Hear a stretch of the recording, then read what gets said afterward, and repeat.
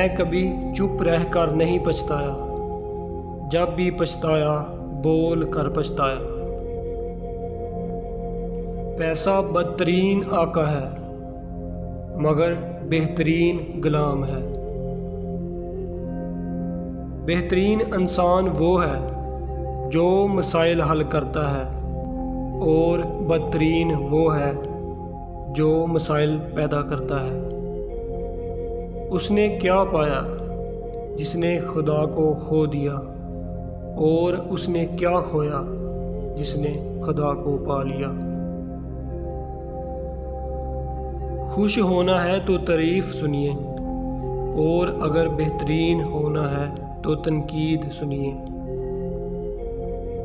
वक़्त की बर्बादी का सबसे बड़ा ज़रिया उस काम का आगाज़ है जिसे आप पूरा ना करें। मर्द के जिस्म को 3 चीज़ें ताकत देती हैं। अव्वल गोश्त खाना, दोम खुशबू सूंघना, सोम गुस्ल करना।